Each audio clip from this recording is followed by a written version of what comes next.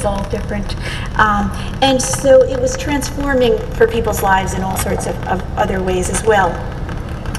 So you add up all of these dimensions of the GI Bill experience. Grown up in low to moderate income families for them, you saw this tremendous increase, highly significant. It was also particularly significant for those who used the GI Bill for vocational training, interestingly.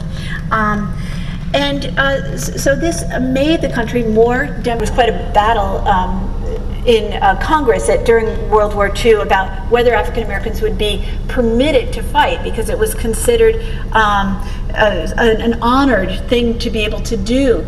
And so there were just a few units that were, and so this 92nd Infantry Division was one of them. Bank in downtown Chicago and presented my credentials. And I got the same job offer that I would have gotten if I had not gone to college. It was either a janitor or a mailroom clerk.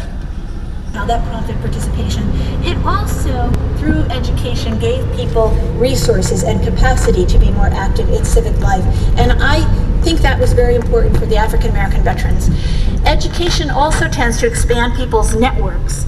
And what I found in studying the survey data from the African American veterans is that many of them became active in fraternities during college that went on to become important organizations in the civil rights movement in terms of raising money and mobilizing people to be active in the civil rights movement. So through both the resources and capacity that people attained from education and as well from these networks, they went on to participate at very high rates. And from my survey data with black veterans, what I saw is that comparing a black veteran who used the GI Bill for education or training and one who did not, the GI Bill user became significantly more active in politics. First, in protest activities from 1950 to 64. I believe these men became very important in the civil rights movement, some of them as leaders. And in my research I found there were people like Medgar Evers, the assassinated NAACP leader, was a GI Bill user, Hosea Williams, who led the March for Voting Rights from Selma to Montgomery, and many others. But then there were many whose names are not famous, but who were active in this movement and helping to raise money for it and participating in it and marching in the streets. And when I looked, I asked if they checked on their surveys, they were involved in protests. Then I asked them the subject of that activity, and it was all about, the March on Washington or fair housing and all sorts of civil rights issues during that point in time. And then, interestingly, once after all this mobilization during the civil rights era, civil rights were won in the form of the Civil Rights Act of 1964 and the Voting Rights Act of 1965. Then, in the next period, my data showed that those same individuals became very active in politics as usual. From 1965 to 1979, now they were no longer protesting in the streets.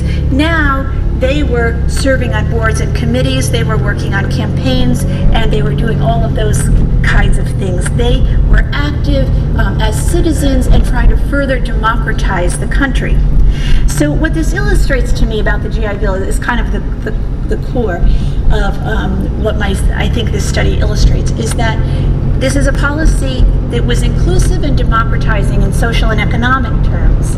And then it was designed in such a way that in turn allowed it to then become more democratizing generally. People who benefited from it became more active citizens and helped to make the country more democratic than it had been previously. There was one way in which I will speak of a downside to the GI Bill, and that had to do with women's experience. Now, female veterans were only 2% of the military. I found that the GI Bill was equally available to them in principle, but that they used it less than men. Now, the actual usage statistics are not all that striking. It was 51% of men used it after the war, and about 40% of women for education and training. So that in itself is not so striking until you look at who those women were. The women whose, of course, there was no draft for women. They were all volunteers.